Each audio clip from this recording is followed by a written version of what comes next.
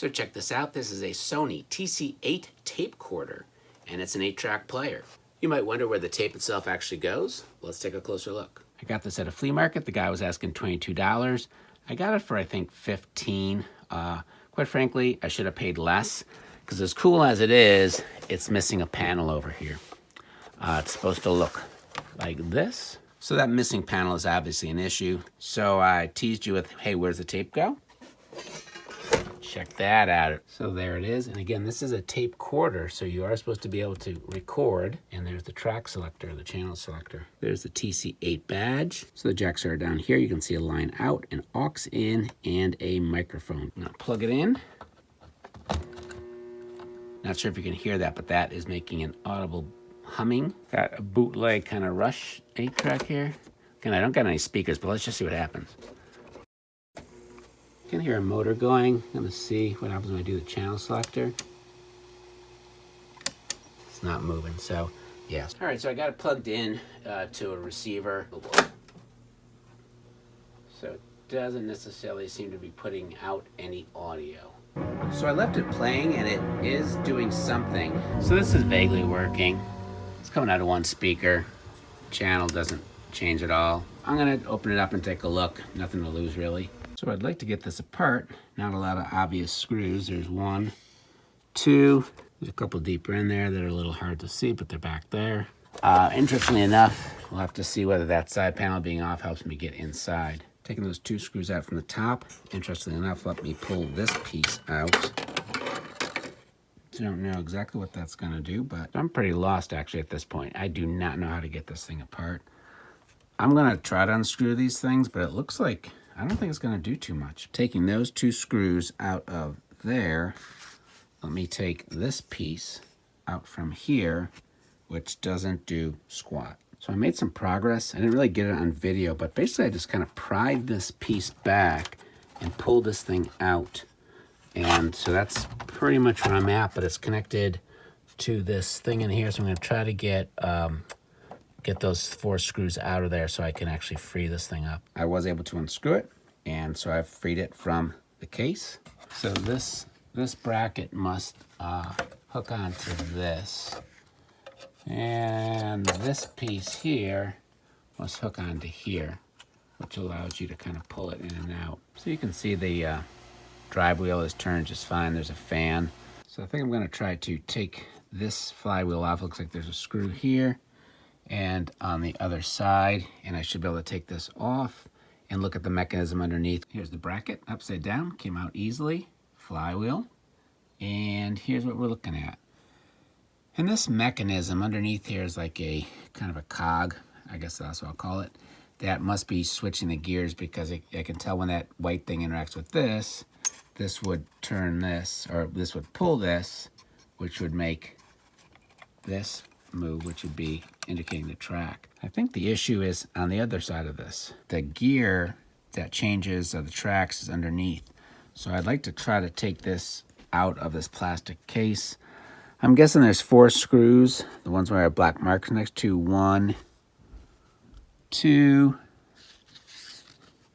that one, 3, and then number 4. I'm gonna take those 4 screws out and see if I can pull this out of the plastic. So those 4 screws did come out. They all were very similar, but I really cannot get this to budge. It's a little looser, but it's not coming out, so I don't know what else I'm not doing. Maybe a 5th screw right here holding it in. If you look at this, there are indeed those 5 things. 1, 2, 3, 4, and 5 that hold it to the case. At this point, I'm pretty sure the solenoid is the problem. I don't know a heck of a lot about it, but basically what should happen is when you press the select button or the track button, this thing should move.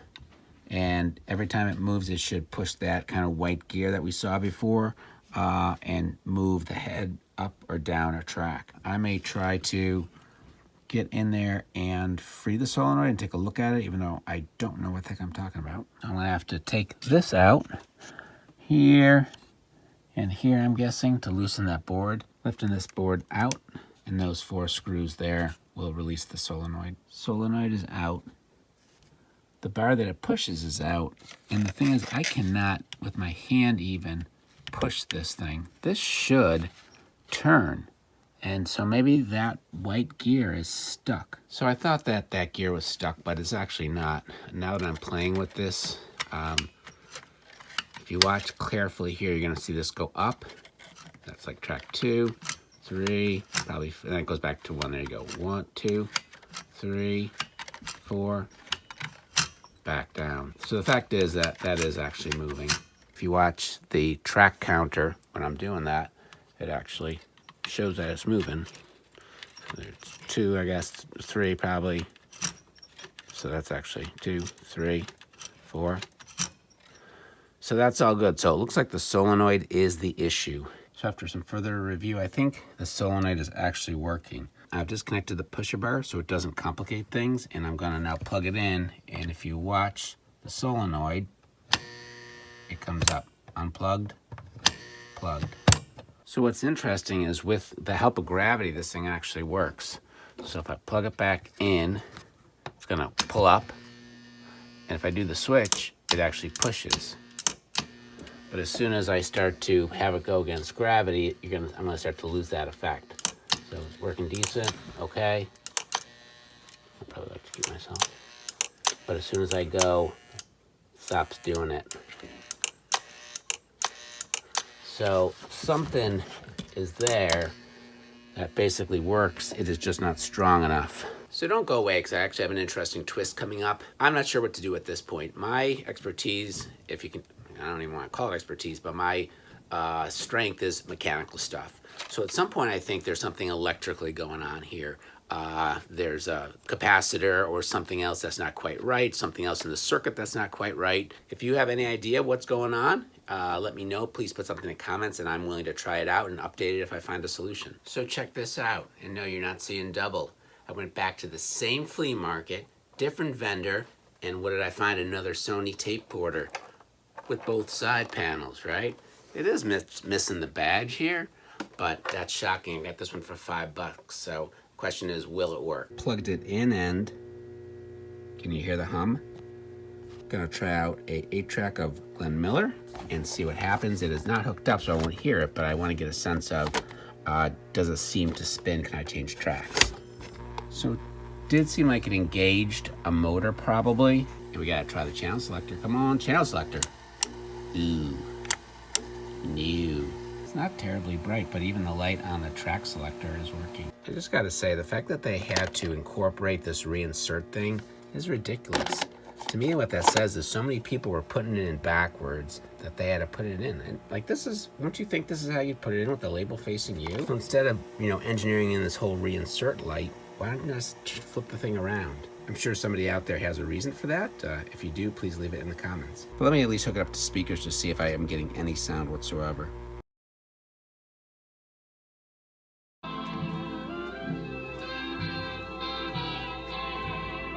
I went in there and I cleaned the heads with some isopropyl alcohol, and now I'm actually getting sound from both speakers. Honestly, that surprises me, but I've tried it a couple of times and I am getting sound from both speakers. Alright, well, thanks for watching the story of 2 Sony Tapecorders. I hope you enjoyed the video. If you did, consider subscribing, or at least a thumbs up. Remember, thumbs up never hurt nobody. Thanks.